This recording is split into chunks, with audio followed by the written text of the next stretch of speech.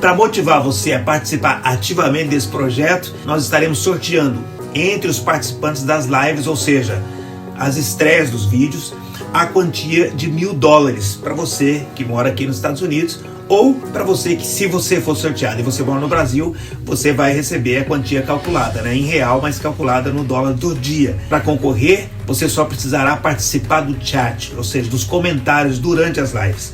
Não precisa responder nenhuma pergunta não, tá bom? Só tem que demonstrar que você está assistindo.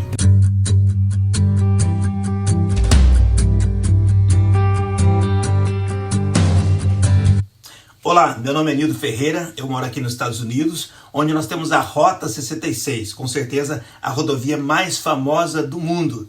A Rota 66, ela está dividida entre 8 estados aqui na América. E hoje, na Rota 66 espiritual, eu quero falar sobre Israel, que na Bíblia também estava dividida, não somente em 8, mas entre 12 tribos, que surgiram a partir dos filhos de Jacó. Mas antes, deixa eu já te pedir, se você ainda não é inscrito no canal, eu quero te pedir, por favor, se inscreva no canal, aperte o sininho para que você possa receber notificações, deixe o seu gostei, porque é importante para o impulsionamento do vídeo, compartilhe o link com seus amigos, parece que estou pedindo muita coisa, mas é muito importante, tá bom?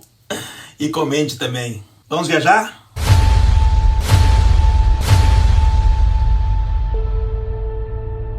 Bom, primeiro, caso você não saiba, quando eu falo os filhos de Israel, eu poderia dizer também os filhos de Jacó, que no final é a mesma coisa, são a mesma pessoa. É que teve um momento na vida de Jacó, que a Bíblia diz que ele lutou com um anjo, e ele queria o quê? Ser abençoado por aquele anjo. Então o anjo mudou o nome dele, que era Jacó, que significa enganador, e passou a chamá-lo de Israel, que significa príncipe de Deus. Mas Deus chama ele de Jacó, uma hora, outra hora chama de Israel. Outra consideração importante, Jacó trabalhou para casar com Raquel, que ele amava muito. Mas o seu sogro lhe enganou e ele acabou casando com Lia, que era a filha mais velha. Então ele negociou com seu sogro e ele conseguiu casar também com Raquel. Mas o que acontece? Lia tinha uma serva chamada Zilpa e Raquel tinha uma serva chamada Bila. Então elas deram as suas servas a Jacó como esposas para que ele gerasse filhos a partir delas. Então 4 esposas, hein, querido? E apesar de a gente considerar 12 filhos de Israel, na verdade, ele também teve uma filha que chamava Diná. Então é importante que você saiba disso, tá bom?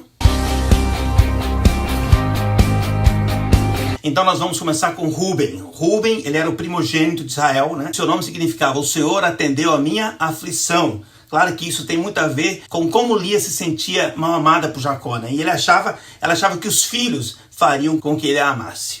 Bom, a Bíblia narra um fato muito ruim sobre Ruben. Um dia ele dormiu, literalmente ele teve relações sexuais com Bila, a concubina do seu pai. E por causa disso, Jacó não deu a ele a porção dobrada da herança. Todo primogênito teria direito. Então ele ficou fora da bênção da primogenitura por esse fato. Naquele episódio em que os irmãos ficam irados com José por causa dos sonhos, né, eles colocam ele num poço. Né, e Ruben, ele persuadiu os irmãos para não matar seu irmão. Na verdade, ele tinha um plano de voltar depois daí e resgatar José mais tarde. Depois ele descobriu que os irmãos tinham vendido José como escravo. E aí a Bíblia diz que ele ficou muito triste com esse acontecimento. Anos depois, quando eles foram ao Egito em busca de comida, José criou uma situação difícil para eles e para seus irmãos, né? E eles não sabiam que era José, né? Mas ele interpretou aquela situação como um castigo de Deus sobre a vida deles. Bom, isso dá a impressão de que Ruben demonstrava ter mais consciência do que os seus outros irmãos. Quando ele teve que levar Benjamim, seu irmão, né, caçula, para o Egito, por exigência de José, né, ele deu seus filhos como garantia a Israel. E eu vejo que isso é uma demonstração de que ele estava mudando, que ele queria fazer as coisas de maneira mais correta. Quando os israelitas chegam na terra prometida, Canaã, e finalmente é distribuída as terras entre as tribos, né, a tribo de Ruben recebeu a terra do lado oriental do Rio Jordão. Para finalizar, Ezequiel, profetizando sobre a Nova Jerusalém, ele diz que as portas do norte teriam os nomes de Ruben, Judá e Levi. Viajando sem nunca desistir, eu sei exatamente para onde ela vai me conduzir. Simeão, também filho de Lia. Em Gênesis nós lemos que Simeão e Levi decidiram se vingar de Siquém, filho de Amor. Por quê? Porque ele tinha violentado Diná, a irmã deles. O pai desse jovem, ele foi até Jacó em busca de reconciliação, perdão entre eles. E aí Simeão e Levi disseram, não, para ter aliança, então todos os homens de Siquém têm que circuncidar. Eles aceitaram, eles fizeram o procedimento, e quando eles estavam sofrendo da dor da recuperação, da cirurgia, né? Simeão e Levi entraram na cidade, querido, e mataram todos os homens, uma barbárie. Então, no momento de declarar as bênçãos sobre os filhos, Israel fala sobre a violência, o furor desse ato todo e diz que não tinha comunhão com isso. Voltando ao Egito, naquela situação que José criou com os irmãos, ele manteve Simeão preso até que trouxesse Benjamim até ele. No primeiro censo de Moisés, para saber quantos homens de idade militar tinha em Israel, a tribo de Simeão ele alcançou quase 10% dos soldados de todo Israel. E nos dias de Davi, os simeonitas eles se reuniram em Hebrom, apoiaram Davi como novo rei. A tribo de Simeão é citada no Apocalipse, onde ela está entre as tribos que foram seladas por Deus. Agora vamos falar de Levi. Quando ele nasceu, Lia disse, dessa vez se unirá a mim o meu marido. E é por isso que hoje a gente declara profeticamente que os levitas, eles aproximam Cristo da igreja. Bom, somente 2 episódios na Bíblia citam o nome de Levi especificamente. Em Gênesis 34, relata como ele e seu irmão vingaram o estupro de Diná, como eu já comentei, e posteriormente em Gênesis 49, quando Jacó condena este ato. Bem, eu acho que Levi errou na proporção do episódio com a irmã dele, né? Mas ele também demonstrou um zelo que seria utilizado por Deus no futuro. Séculos depois, quando o povo fez o bezerro de ouro, lembra? Moisés convocou quem era de Deus e foram os descendentes de Levi que chegaram até Moisés. E depois, segundo a ordem de Deus, pegaram as espadas, saíram e mataram vários dos que tinham se desviado para a idolatria. Depois tem outro episódio também, quando o sacerdote Finéias, descendente de Levi, matou um homem e uma mulher midianita em pleno ato de depravação. E Deus o exaltou como um protetor das coisas sagradas. E lá no Novo Testamento, quem é da tribo de Levi? João Batista, que era também uma pessoa rigorosa no zelo. Então Levi tem essa marca, né? Então, dessa forma, os levitas se tornaram o quê? Sinônimo de zelo para com as coisas santas e guardiões do tabernáculo e do templo. E vale a gente lembrar também que tanto Moisés como Arão, eles eram descendentes da tribo de Levi.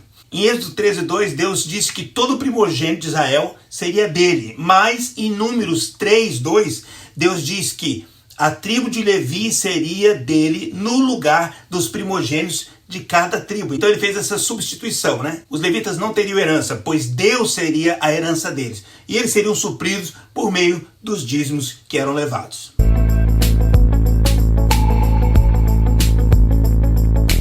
Agora eu quero falar de Judá, e aqui tem algo de ouro, querido. Quando Judá nasceu, a Lia disse, agora eu vou louvar ao Senhor. Ou seja, Judá representa louvor a Deus, adoração. Ele representa gratidão. Quando os irmãos resolveram matar José, Judá disse que não tinha por que fazer aquilo com o irmão dele. Então ele sugeriu que vendesse José como escravo. E no tempo em que eles voltam ao Egito, que eles tinham que voltar para comprar comida novamente, né? Então Judá disse para Jacó, olha, se não levar Benjamim, o governante não vai aceitar, né? Mas ele disse para seu pai que ele se ofereceria para ficar como refém para que Benjamim pudesse voltar da terra do Egito. Judá teve vários filhos e o fato marcou a vida dele, querido. A sua nora Tamar, depois de ficar viúva, casou com outro filho de Jacó para dar continuidade ao nome do esposo. Mas ele se recusou a dar filhos para ela e ele morreu pela sua desobediência a Deus. Então Judá enviou Tamar para a casa do pai dela, para que ela levasse uma vida de viúva. Mas Tamar, ela não aceitou isso, ela não quis isso. O tempo passou, a esposa de Judá morreu. E aí ele resolveu visitar um amigo, Ira. Inclusive, muitos anos atrás, ele conheceu a esposa dele quando ele tinha feito uma visita para esse amigo. Tamar ficou sabendo e ela usou de uma estratégia, ficou no caminho disfarçada de uma prostituta e ela seduziu e engravidou de Jacó. Tempo depois, quando ela contou para ele o que tinha acontecido, ela revelou o que tinha acontecido, ele reconheceu que ele não tinha tratado Tamar com justiça. Então ele levou ela para sua casa, cuidou dela e ela teve gêmeos, Pérez e Zerá. E Jesus é descendente de Pérez. Quando Jacó estava para morrer, ele estava abençoando os filhos dele, lá em Gênesis 49, e disse que Judá seria a maior de todas as tribos. Ele profetizou que o cetro, ou seja, o símbolo da realeza, jamais se apartaria da sua mão.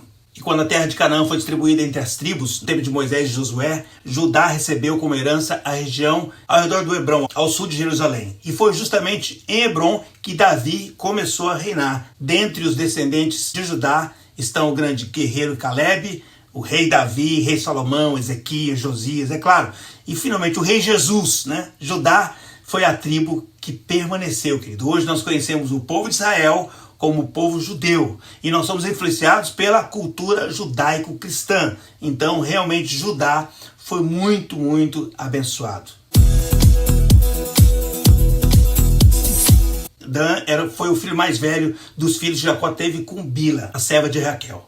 Dan não é tão citado individualmente, mas a tribo de Dan é mencionada com frequência. E, infelizmente, a maioria das vezes em que ela é citada de uma forma negativa. Quando os danitas não conseguiram ocupar a terra que eles receberam da partilha de Canaã, eles viajaram bem para longe, bem para o norte. Eles derrotaram e expulsaram a população de Laís e se fixaram ali, onde eles estabeleceram um culto idólatra, querido. Mais à frente, quando Israel se dividiu, Jeroboão escolheu Dan como um dos centros de adoração pagã, para que o povo não subisse a Jerusalém para adorar. E ele colocou um bezerro de ouro lá em Dan. Aí quando a gente lê Apocalipse, querido, não sei se por tanta idolatria, Dan não é mencionada na distribuição das terras entre as tribos no final dos tempos.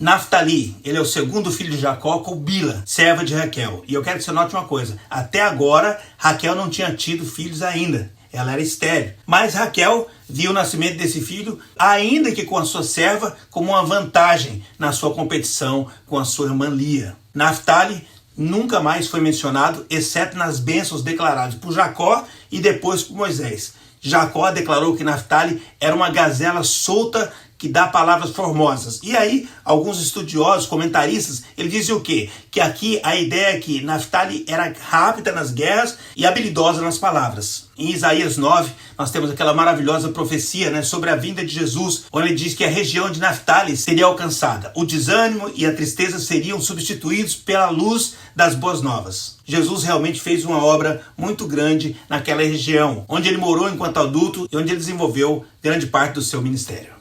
Viajando, sem nunca desistir, eu sei exatamente pra onde ela vai me conduzir. Agora eu vou falar de Gad. Gad significa afortunado.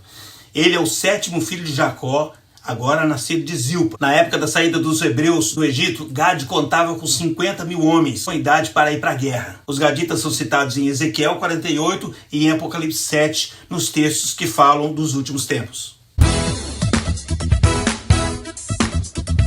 Agora vamos falar de Azer, com a serva de Lia, mas foi a Lia que deu o nome dele. Azer significa alegre ou abençoado. No livro de Números, no capítulo 26, são mencionados 6 clãs, originados de 3 filhos, da filha e dos 2 netos de Azer. A tribo de Azer tinha mais de 40 mil homens para o exército quando Israel saiu do Monte Sinai, e quando Davi foi coroado rei em Hebrom, a tribo é mencionada novamente como que possuidora de cerca de 40 mil homens de guerra. Porém, cerca de 50 anos depois, ela enfraquece, né? Nós lemos que Salomão concedeu parte das terras de Azer a Irão, rei de Tiro, em troca de madeira e outros materiais utilizados na construção do palácio e do templo. Vale a pena ressaltar aqui que Ana era da tribo de Azer. Qual Ana? Aquela profetisa que reconheceu que Jesus era o verdadeiro Messias que tinha chegado. Issacar era o 5º filho de Jacó com Lia. Ele foi gerado depois que ela já tinha cessado de conceber. Ela comeu algumas mandrágoras porque ela acreditava, ela imaginava que as mandrágoras tinham poder para torná-la fértil novamente. E parece que ajudou de alguma forma, não é mesmo? Issacar aparece na bênção de Jacó como jumento forte, deitado entre 2 fardos. Issacar não é muito citado individualmente, que a gente não vê muita citação dele. O que a gente tem é uma citação que Tola, um dos juízes de Israel, era de Issacar. Agora eu vou falar de Zebulon, o 10º filho de Jacó. Lia ficou feliz com o seu nascimento, por quê? Principalmente por causa da rivalidade que ela tinha com a sua irmã Raquel. Querido, o sistema era muito bruto entre essas duas irmãs. Que competição!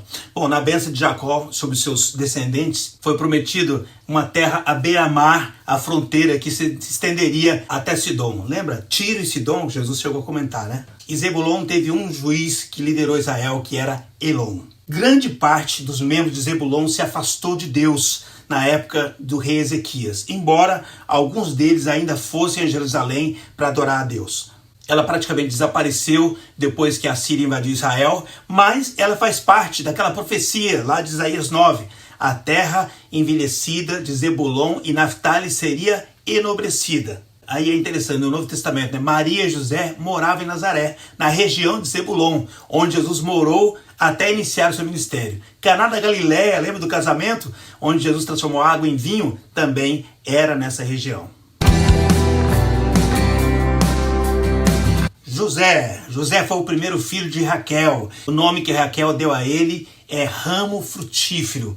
Ela externava o desejo de gerar mais filhos. E um tempo depois, ela conseguiu engravidar e ter Benjamim. A história de José é tão relevante que ela ocupa 1/3 do livro de Gênesis. Provavelmente, num outro momento, eu vou fazer um vídeo mais extenso sobre José. Ele teve os sonhos, que mostravam a posição de autoridade dele sobre a sua família. Os seus irmãos, os seus pais não compreenderam. Os irmãos o odiaram e acabaram vendendo ele como escravo. Ele trabalhou para um oficial de Faraó, Potifar, se tornou mordomo daquela casa, mas a mulher de Potifar deu em cima dele, querido. E porque ele fugiu do assédio dela, ela mentiu sobre José e ele acabou indo para a prisão. Ele revela os sonhos do copeiro e do padeiro de Faraó, que estavam presos ali. O copeiro volta a servir Faraó e 2 anos depois Faraó tem sonho, precisa de alguém para interpretar. Então José é levado à presença de Faraó, interpreta os sonhos, mas não somente isso, ele dá conselhos de como solucionar os problemas que estavam sendo apresentados ali. E então ele é colocado como governador do Egito. Para simplificar, na época da fome, ele conseguiu trazer a sua família para o Egito, onde eles passaram a viver. Ele salvou a sua família. No final do livro de Gênesis, Jacó adota os 2 filhos de José, traz para si como fossem seus filhos, Manassés e Efraim. Jacó dá a José a porção dobrada da herança que pertencia ao primogênito. Lembra que eu disse que ele tirou de Rúben? Então, agora 10 filhos de Jacó deram o nome a 10 tribos e os 2 netos, que agora eram tidos também como filhos adotados, nomearam as 2 outras tribos. Viajando sem nunca desistir, eu sei exatamente pra onde ela vai me conduzir. Então eu vou falar de Manassés. Como eu disse, Jacó, no seu leito de morte, adotou Manassés como filho. Mas apesar dele ser o filho mais velho de José, Israel abençoou o seu irmão Efraim com a bênção da primogenitura. É interessante ver que Deus, ele não ungiu o primogênito de Jessé para ser o rei de Israel, mas ele ungiu Davi, o caçula, não é isso? E assim também Jacó se sentia, porque Deus acabou abençoando a ele e não ao seu irmão Esaú, que era o primogênito de Isaac.